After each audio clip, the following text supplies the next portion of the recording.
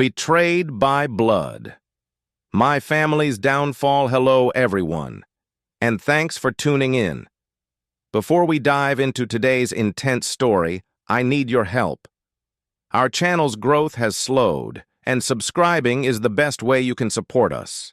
It's quick, free, and lets us keep bringing you these compelling, real-life narratives.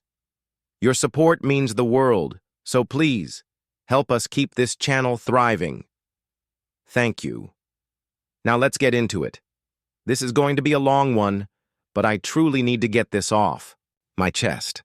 The recent events in my family have been incredibly distressing, but to understand why, you need the full backstory.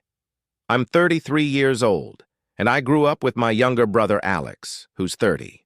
From the outside, our home seemed normal, but the family dynamics were seriously warped. Alex was a miracle baby. My mom had a tough pregnancy, and he was quite sick for his first couple of years. Constant hospital visits, breathing issues, infections, the works. I remember spending a lot of time in hospital waiting rooms as a kid. I get that having a sick child is terrifying, but even after Alex recovered, my parents, especially my dad, continued to treat him like he was made of glass. Meanwhile, I was expected to be the perfect, responsible older brother who always knew better. Alex could miss school because he needed to recuperate. Alex failed a class. He's been through a lot. Alex broke something expensive. Don't be mad at your brother. What about me? From the age of 7, I was expected to get straight A's, never talk back, help around the house, and basically act like a miniature adult. The double standard was absurd. I remember one time in high school, I got detention for being late to class and was grounded for a week. That same month, Alex was caught skipping school to hang out with friends at the mall, and my parents just talked to him about it. When I was 15, I started working with my dad in his electrical business. Not because I dreamed of being an electrician, but because it was the only way to get his attention or approval. And surprisingly, I got good at it. Really good. I started learning everything I could about electrical work, staying late to watch Dad tackle tough jobs, reading manuals, watching YouTube videos to learn more. Alex, on the other hand, remained Alex. He was smart when he wanted to be, but he had zero work ethic. He'd charm everyone with his sad, sick kid routine, which he never outgrew.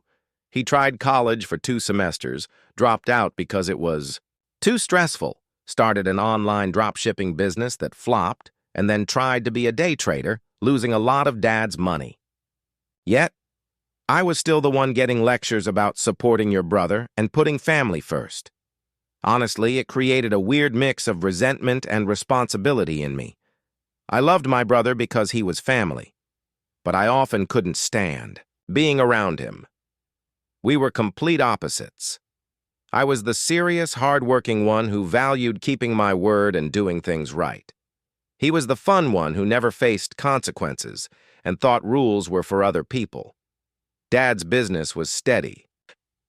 Basic home electrical work, some small commercial jobs, nothing fancy, but it paid the bills. I saw its potential. When I wasn't working, I was studying new technologies, smart home systems, and security installations.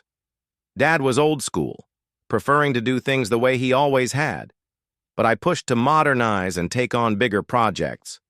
The crazy part? Even when I brought in new clients or flawlessly completed major projects, Dad would find a way to credit Alex. "Your brother's charm really helps with customer relations," he'd say.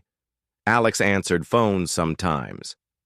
"Alex has such great ideas for the business," he'd add, referring to Alex, suggesting we get a website in 2020. I moved out as soon as I could afford it, about 20 minutes from my parents' house. Close enough to help with the business, but far enough for my own space. I felt like I was doing pretty well. My own place, decent money, learning new skills. I was even considering getting my master electrician license and eventually starting my own company. I met Sophie, who's 29, about 6 years ago. We were working on a big rewiring job at some upscale downtown apartments, and she was the property manager. The first time I saw her, she was arguing with HVAC technicians about their shoddy work, getting into the technical specifics of why their installation wasn't up to code. I remember thinking, damn, she actually knows her stuff. Most property. Managers I dealt with just wanted things cheap and fast, but Sophie was different. She'd read all the electrical codes and knew exactly what she wanted. For the first few weeks, she kept coming around to inspect our work. Not annoyingly, but because she genuinely wanted to understand what we were doing and why. I started timing my lunch breaks for when she'd be making her rounds. We'd discuss the project first, then other topics. She told me about growing up with her dad, a general contractor, and how she learned construction by helping him.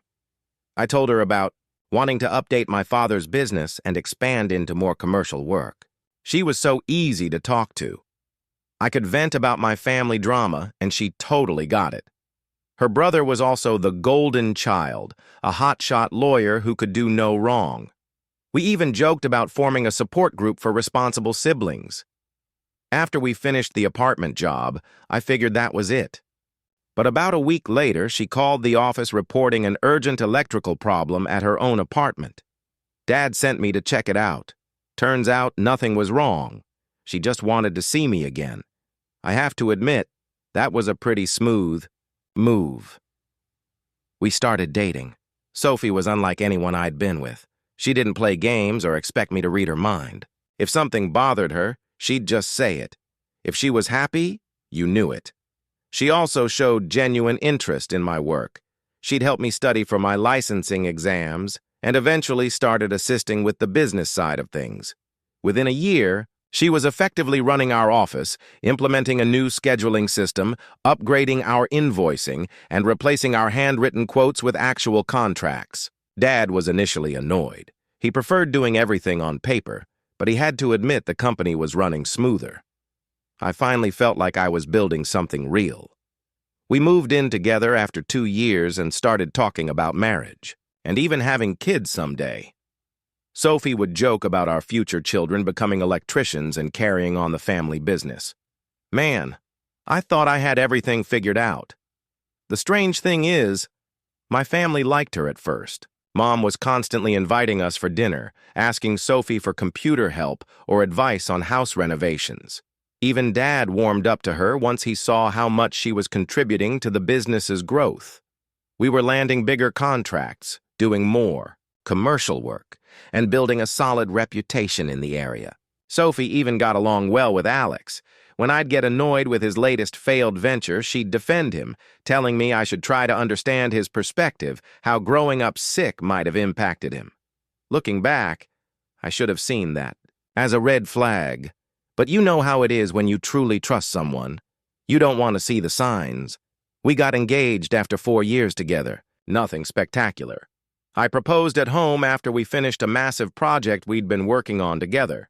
She'd been helping me plan this huge electrical renovation for a local hospital, staying up late with me to review blueprints and deal with contractors. It just felt right. You know, like we were true partners in everything. About a year ago, things started to change. Alex had lost another chunk of Dad's money trying to launch a cryptocurrency trading business, came home broke, and Dad offered him a job in our office. Just the basics, answering phones, filing, organizing appointments. It should have been simple, but Alex always managed to mess things up. Sophie started spending more time at my parents' place, supposedly helping Mom with wedding preparations and such. She claimed it was easier to focus on company documents, there while Alex was learning the ropes. I was working most days, so it made sense at the time. After that, everything spiraled. I started noticing subtle changes about 8 months before everything blew up. Nothing big at first, just minor details that didn't add up. Sophie was spending more time at my parents' house, helping with business matters. She explained she was training Alex on our new billing system and assisting Mom with wedding plans. Made sense, right? I was out on jobs most days, working my tail off to save for our future.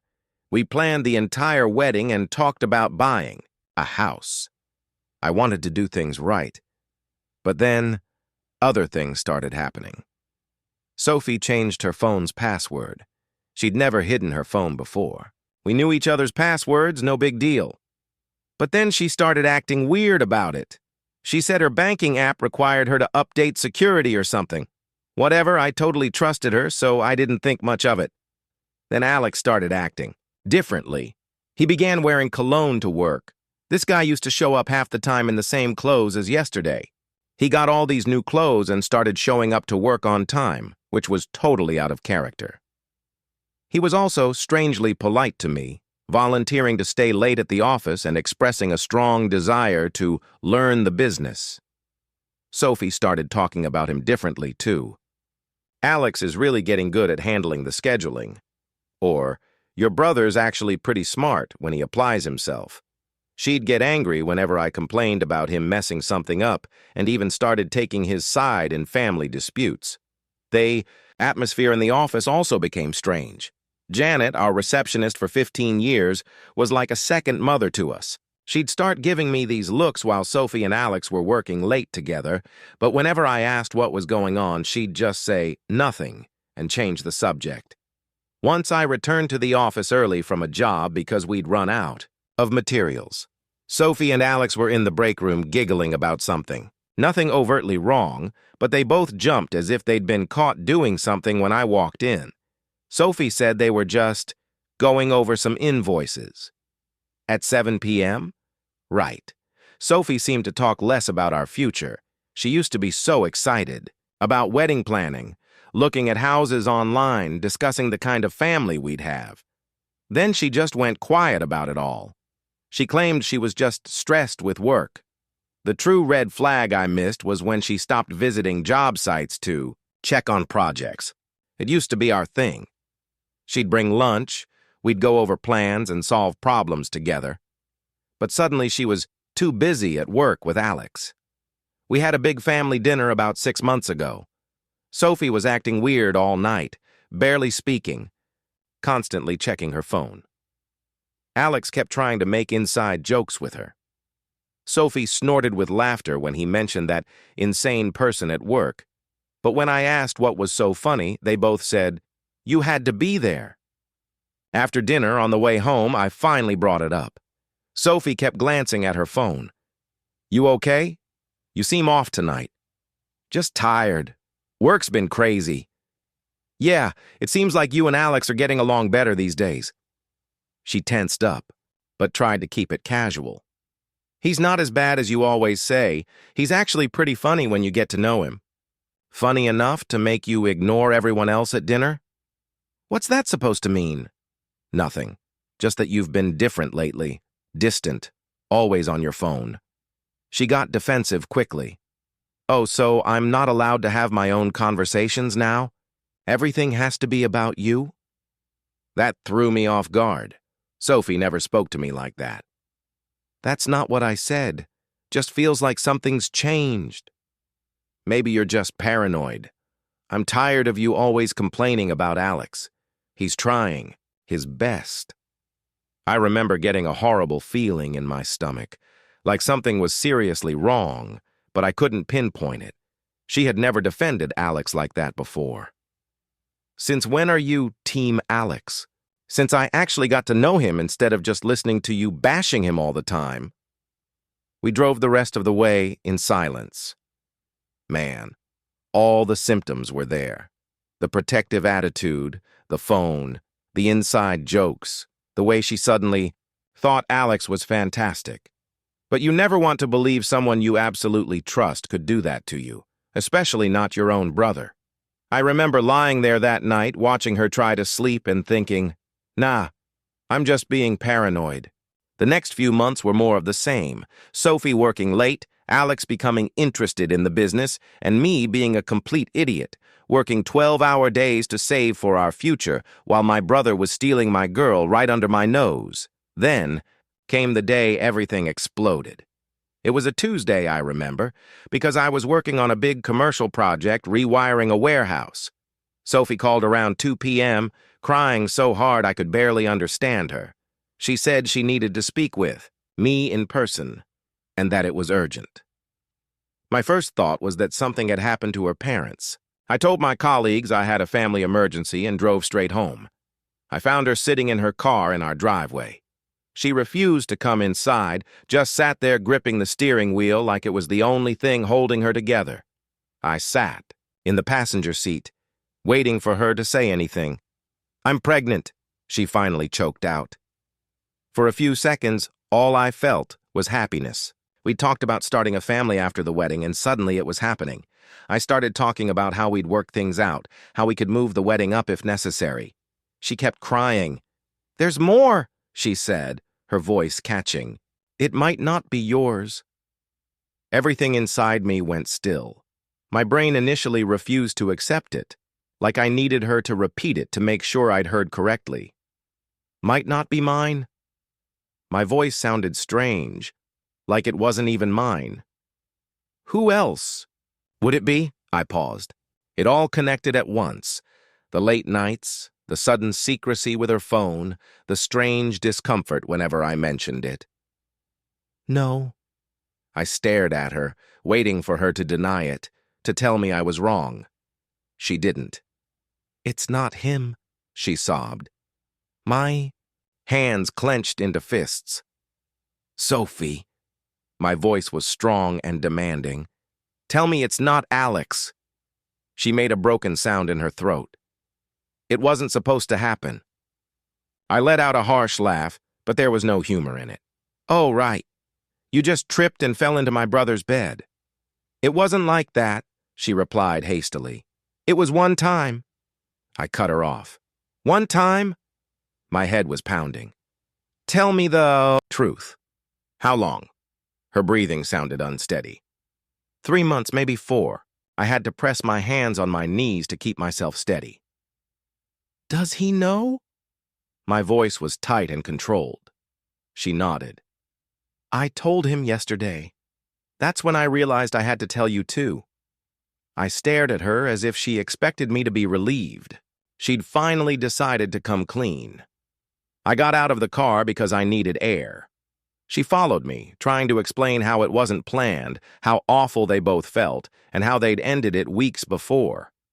All I could think about was them laughing in the break room during those late-night work sessions. "Were you ever going to tell me if you weren't pregnant?" She didn't answer that. It told me all I needed to know. I jumped into my truck and drove, directly to my folks' place. I found Alex in the office goofing off as usual. When he saw my face, he knew. "Listen, bro, I can explain." I don't remember what happened next, it's all a blur. But I recall him on the ground, blood gushing from his nose. Dad and 2 of our employees were pulling me away from him. Alex started ranting about how I was crazy, how Sophie had come onto him first, and how they were in love. In love? My own brother, the guy who'd seen me plan my future with this woman, who sat there at Sunday dinners knowing exactly what he was doing. Dad got between us, tried to calm everyone down, and told us we had to address this like adults. That's when Alex dropped the next bombshell. "She's having my baby!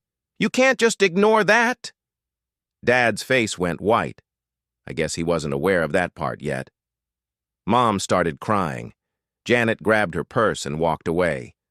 I found out later she quit that day, saying she couldn't work for people like them. I looked at my father and said, "He's your problem now. I'm done." Dad tried to stop me, saying, "Son, wait. We can figure this out. Family is family." I told him, "Alex stopped being my family the moment he touched my fiancée." I walked out and haven't returned since. Sophie was still at our house when I got home. She was sitting on the couch crying after packing her bags. "I never meant to hurt you," she explained. "It just got complicated." I told her she had 24 hours to grab her belongings and leave. I didn't care where she went. Block my number, lose my address. "What about the baby?" she asked.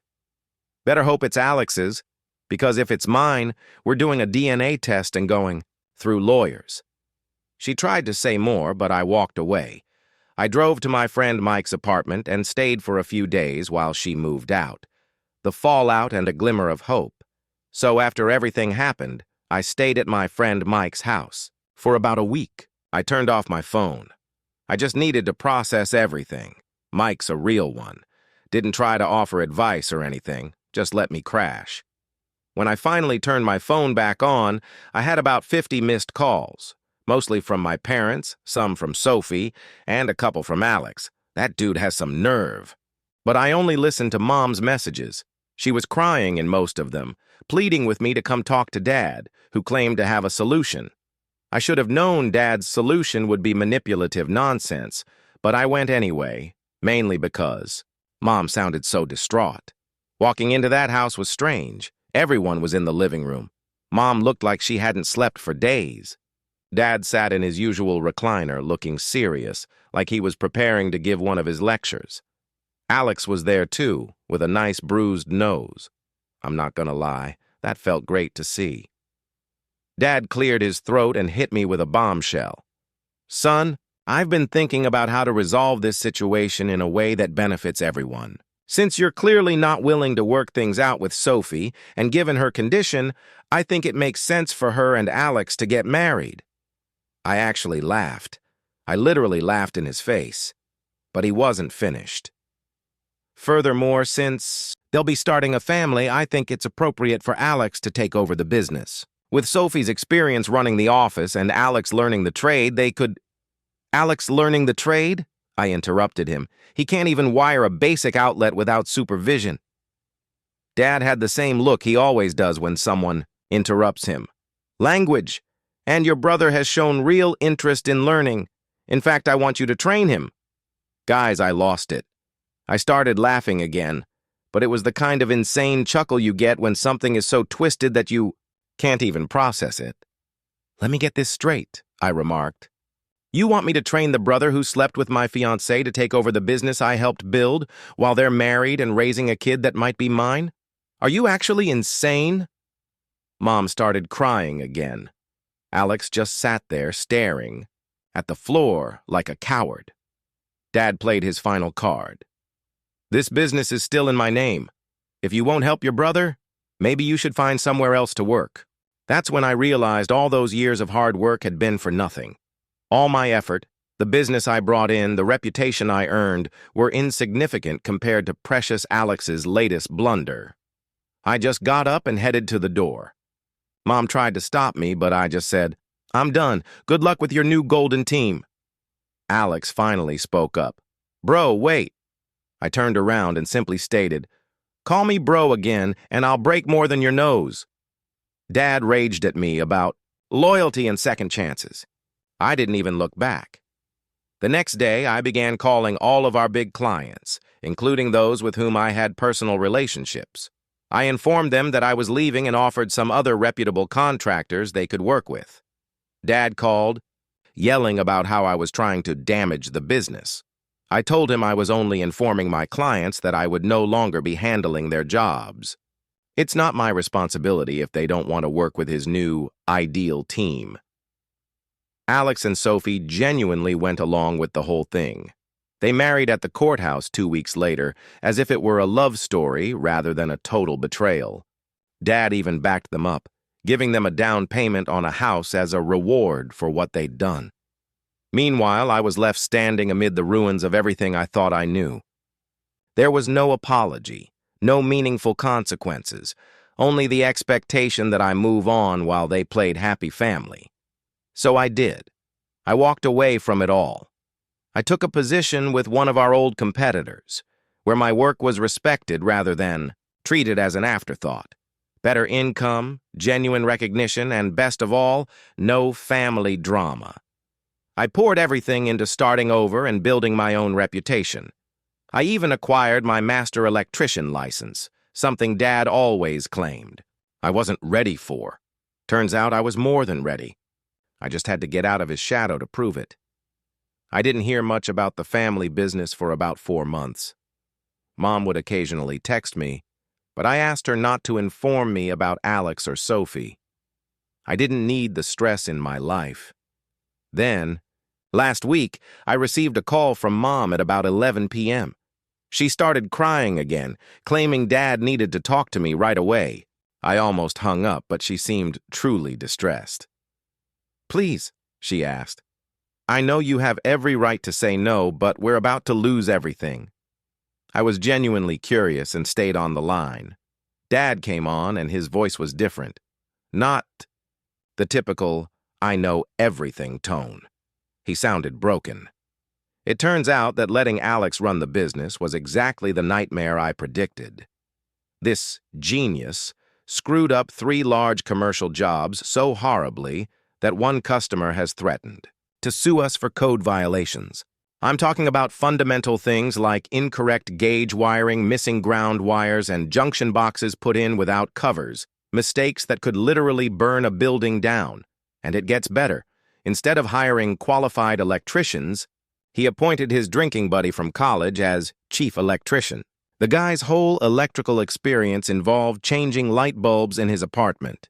No license, no credentials, and probably couldn't tell the difference between a voltage meter and a screwdriver. They run a real professional operation there. Then, there's the money side.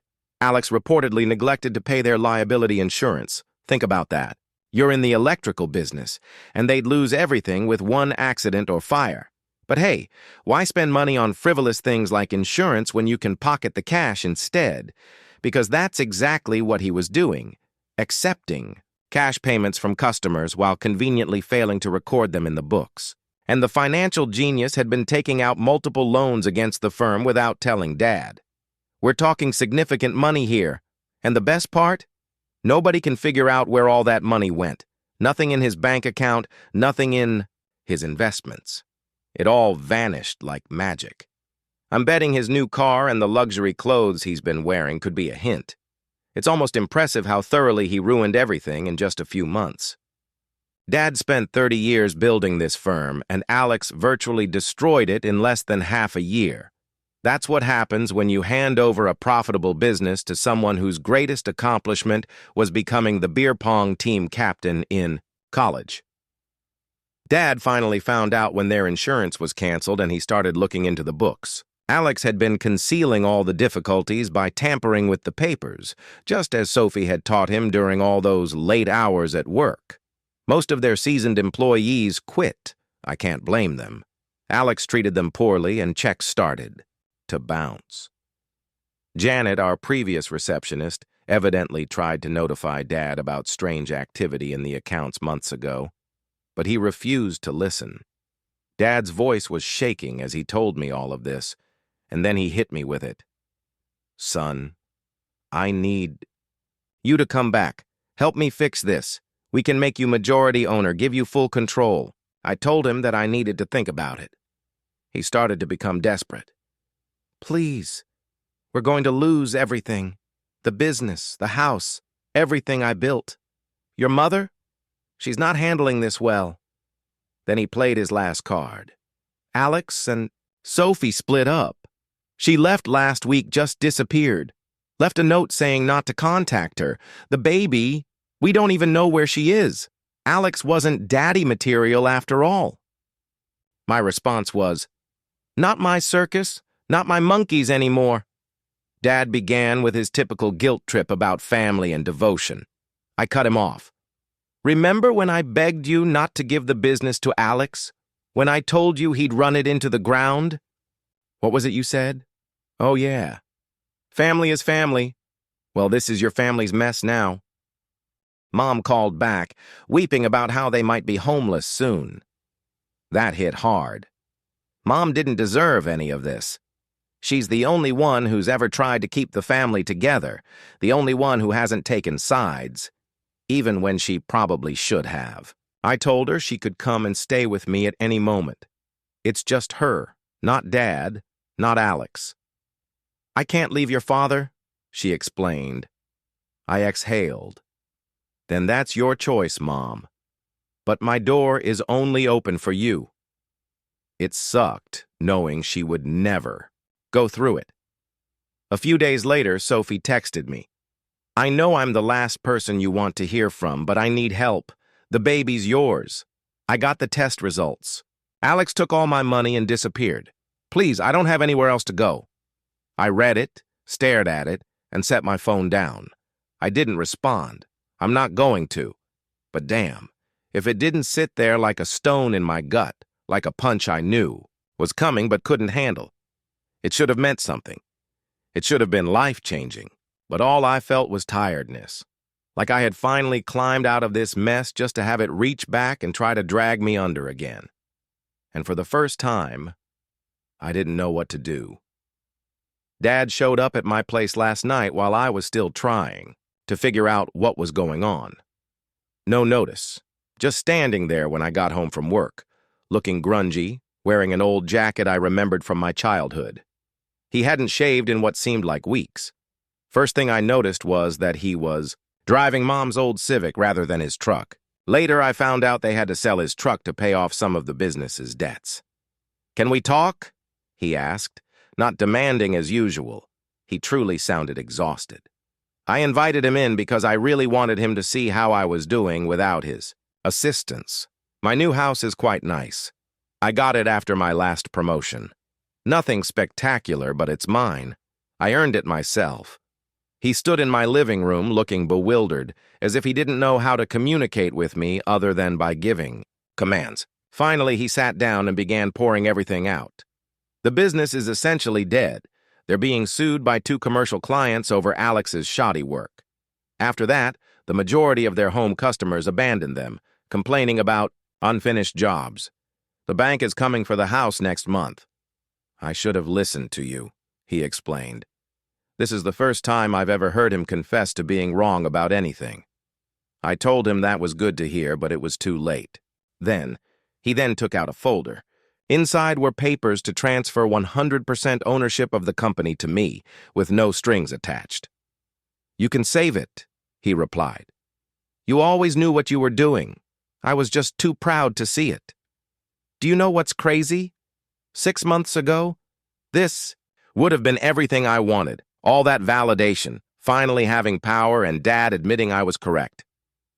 But while glancing at those papers, I wondered, what happened to Alex?" Dad's face just crumpled. "Alex cleared out their savings account last week and disappeared. Left this note about needing to find himself or some BS. Classic Alex. Causes a mess and then flees from the consequences. He's still your brother," Dad explained calmly. "No," I replied. "He stopped being my brother the day he decided family loyalty meant nothing to him. Sound familiar?" That struck him hard. Good. He began telling me how I could help him restore the firm, how we could collaborate and be a genuine family again. I had to laugh. "Dad, you're not hearing me. I don't want the business. I don't want your help. I'm done. But this is your legacy, too. Everything we built. Everything I built. You gave to Alex, remember? You chose him, even after he slept with my fiancée. Now you get to live with that choice." He tried guilt-tripping me again about Mom's anguish over the family falling apart. I told him the same thing as before. She's welcome here anytime, just her. "She won't leave me," he said. "Then that's her choice. And living with the consequences of your actions, that's yours." He sat for a long time before asking quietly, "Where did I go wrong?" I wanted to lay it all out, all the years of favoritism, the continual justifications for Alex, how he discarded someone who genuinely cared about the business for someone who regarded it as a piggy bank to rob. But what's the point? "You didn't go wrong, Dad. You got exactly what you always wanted. Alex being in charge. How's that working out?" He left shortly thereafter. He looked about 20 years older walking out than when he walked in. I received a text from Mom this morning. They'll be moving in with her sister in Ohio next month. Dad's going to try to find a job there. She asked me once more if I would consider assisting them in their stay here. I informed her that my offer stood. She is welcome to stay with me at any moment, but I am tired of burning myself on fire to keep others warm. Sophie still sends texts concerning the baby. I advised her to call my lawyer. I haven't heard from Alex, and I don't expect to. You know what's weird? I imagined that witnessing them lose everything would be satisfying, as if karma was punishing them for what they had done to me. But honestly, I don't feel anything, neither pleased nor sad. Just finished. I began dating someone new last month, taking it slowly. She asked about my family, and I simply stated that we are not close. Maybe someday I'll tell her the whole tale. But for now, I'm focused on creating my own life. There is no drama, no toxic family BS, and no attempting to gain favor that never comes. I informed Sophie that everything would now be handled by lawyers. Will I be present for my child? Yes, I am not my brother. I don't abandon my responsibilities. But Sophie destroyed that bridge. We'll work out custody and support through the courts. She made her choices, and now she must live with the consequences, just like everyone else in this mess. For the time being, I'm simply trying to keep my head straight, focusing on work, my new relationship, and creating something unique to me. Some nights, I lie awake thinking about how messed up it is that my children will be born into all of this drama, but you can't undo other people's mistakes. You can only strive to follow your conscience. Sometimes the best vengeance is simply living well. Conclusion: this is the last section, guys. Thank you for following along. Writing it all out truly helped me sort through some of my thoughts. Edit: since people keep asking, yes, if Sophie can show the baby exists and is mine, I will step forward, but only through legal means. No direct interaction. Thank you for watching. If you haven't subscribed yet, please do so and hit the notification bell to stay updated with more shocking real-life stories happening around you.